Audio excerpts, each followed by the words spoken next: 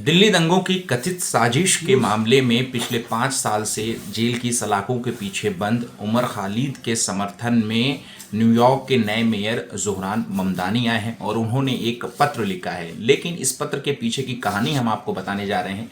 दरअसल कुछ दिनों पहले उमर खालिद का परिवार अमेरिका की यात्रा पर था और वहाँ पर उन्होंने ज़ोहरान ममदानी से मुलाकात भी की। क्या कुछ हुआ इस मुलाकात में, क्या कुछ बातचीत हुई और फिर उसके बाद ये जो खत है वो जो कि आज निकल करके सामने आया है। हमारे साथ उमर खालिद के पिता बात करने के लिए मौजूद हैं, एसक्यूआर इलियास।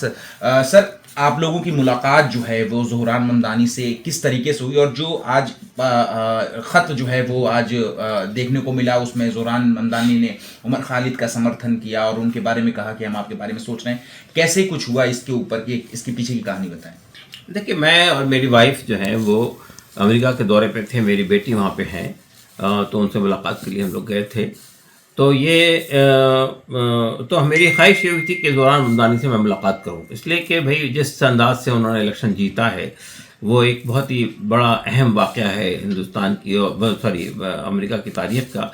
और दूसरी साथ साथ एक बात ये भी थी कि 2 साल पहले 2023 में उन्होंने उमर का एक जेल डायरी पब्लिक प्रोग्राम में पढ़कर सुनाई थी, तो उसका शुक्रिया भी अदा करना था। हमें खुशी है कि उन्होंने वक्त दिया और तकरीबन 25 मिनट तक हमारी मुलाकात उनके साथ हुई।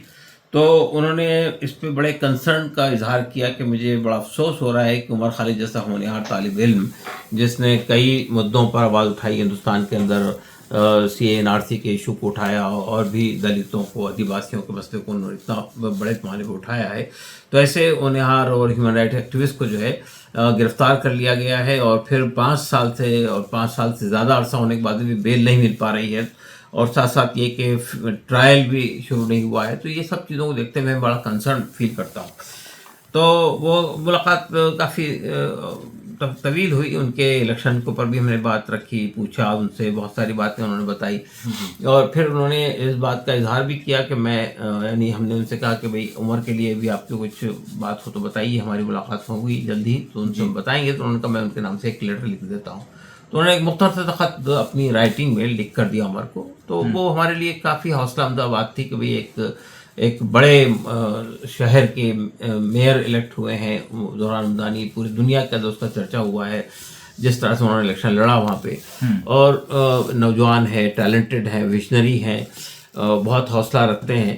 तो उनका ख़त जो था वो बड़ा हौसला देता है कि भाई उन्होंने उमर को याद रखा और फिर ये भी लिखा उसके ख़त के अंदर कि भाई मैं उमर हमेशा हमारे दिल में रहते हैं, उनकी बातें हमें याद आती हैं और हम उनके लिए नेक ख्वाहिशात का इजहार करते हैं। तो ये ख़त भी हौसला देता है हमको।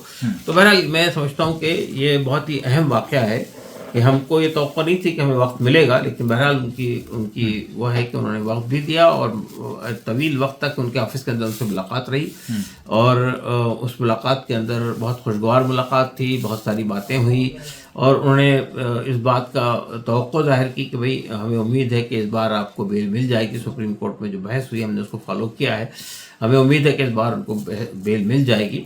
इसका इजहार उन्होंने किया। उसके बाद उन्होंने ये भी कहा कि अगर आप चाहें तो कुछ यहाँ के कांग्रेसमैन से आप मुलाकात करें तो उनका भी सपोर्ट आपको मिल सकता है। उसी सवाल पे मैं सर आपसे ये पूछना चाहता हूँ कि बीते 30 दिसंबर को इंडियन एम्बेसी के वहाँ पर 6 मेंबर ऑफ कांग्रेस और 2 US सेनेटर्स ने एक पत्र लिखा और उस पत्र में उन्होंने भी उमर खालिद का जो है वो समर्थन किया और उसमें कहा कि दिसंबर की शुरुआत में जो है आप लोगों की मुलाकात हुई थी और उसमें उन्होंने जिक्र किया कि 5 साल से बिना ट्रायल के जो है वो जेल में रखा गया है। तो आप लोगों की उनसे भी मुलाकात हुई थी, क्या कुछ हुआ? हमारी मुलाकात यहाँ पे जेम्स मैककॉर्न से हुई थी, जेमी रेक्सन से हुई थी, ये 2 कांग्रेसमैन थे। उसके अलावा 2 सेनेटर से मुलाकात हुई थी। उसके बाद फिर उन्होंने ये कहा कि हम क्या कर सकते हैं, आप बताइए। हमें तो बड़ा अफसोस हो रहा है कि एक होनहार तालिब इल्म को जो है इतना वक्त हो गया उसको बेल नहीं मिल रही है, तो ये हमारे लिए बड़े दुख की बात है और हम इसके सिस्टम में क्या कर सकते हैं, आप बताइए। तो हमने कहा भाई ये जो आप मुनासिब समझते हैं आप कीजिएगा। बहरहाल हमें उम्मीद है कि इस बार जो ट्रायल हुआ है सुप्रीम कोर्ट में, उसके बाद हमें तवक्को है कि शायद फैसला उमर के हक़ में आएगा, उमर और उनके साथियों के हक़ में आएगा, हम इसकी तवक्को रखते हैं। तो उन्होंने कहा ठीक है, हम अपने तौर पे देखेंगे क्या कर सकते हैं। तो उसके बाद उन्होंने और लोगों से कांटेक्ट किया और भी कांग्रेसमैन से कांटेक्ट किया और उसके बाद उन्होंने एक ख़त इंडियन एम्बेसडर को लिखा है जिसके अंदर उन्होंने इस बात का इजहार किया कि भाई हम इंडियन जुडिशरी के बारे में बड़े हुस्न ज़न रखते हैं और हम तवक्को रखते हैं कि वो जल्द अज जल्द उमर को और उनके साथियों को बेल देगी। और ये बात भी उन्होंने कहा कि इंटरनेशनल नॉर्म्स भी यही है, इंटरनेशनल लॉ भी ये कहता है कि साहब फेयर ट्रायल होना चाहिए और बेल मिलनी चाहिए। तो हम ये तवक्को रखते हैं कि आपके यहाँ भी इस पर अमल होगा। तो मैं समझता हूँ कि ये चीज़ भी हमारे लिए बड़ी हौसले की बात है कि वहाँ के 2 सेनेटर और 6 कांग्रेसमैन ने वक्त निकाला और फिर उन्होंने मैकॉन ने तो ट्वीट भी किया है अपने ट्विटर हैंडल से। तो ये चीज़ खासी अहमियत की हामिल है। ठीक है, एक सवाल सर इसमें यह भी पूछा उठता है कि भारत के नागरिक होने के नाते किसी दूसरे देश के जो प्रतिनिधि हैं वो भारत के आंतरिक मामलों में या फिर भारत की न्यायपालिका पर इस तरीके की टिप्पणी कर रहे हैं, क्या ये देश की संप्रभुता सोवरेनिटी को के लिहाज से अगर हम देखें तो क्या ये देश के लिए सही है कि किसी दूसरे आंतरिक मामले में किसी दूसरे देश का प्रतिनिधि हस्तक्षेप करे? ये बताइए आप मुझे, अभी जो बांग्लादेश की साबिक प्राइम मिनिस्टर हमारे मुल्क में है शेख हसीना साहब जी, उस पर हमारे देश ने कंसर्न शो किया, ट्रायल पे कंसर्न शो किया। तो फिर ये दूसरे देश के मामलात में इंटरफेरेंस नहीं है क्या? देखिए, असल में आजकल के ज़माने में दुनिया एक ग्लोबल विलेज बन गई है। कहीं भी कोई वाक़या होता है तो उसकी आवाज़ पूरी दुनिया में उठती है। इससे पहले भी 200 टॉप मोस्ट इंटेलेक्चुअल्स ने, जिसमें मुल्क के और मुल्क के बाहर के लोग भी थे, देश के बाहर के लोग भी थे, उन्होंने एक ख़त लिखा था। वो ख़त भी वायरल हुआ था उसके अंदर।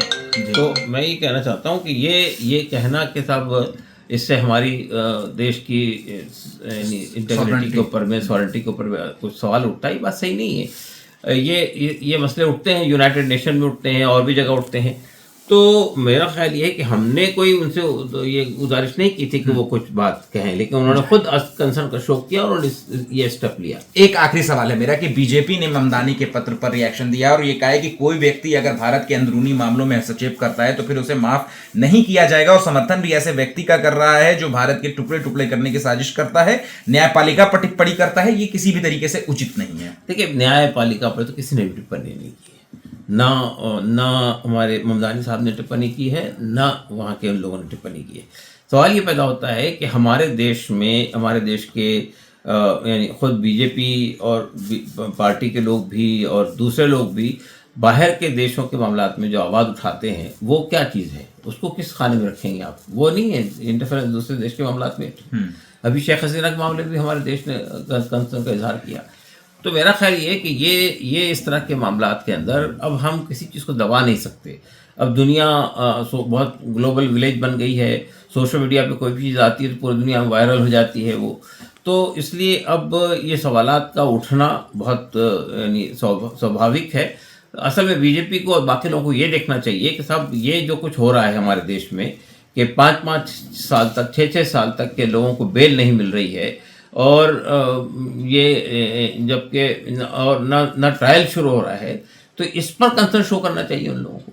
ये यानी अपने देश की छवि को ठीक करने पर हमको ज़्यादा तवज्जो देनी चाहिए।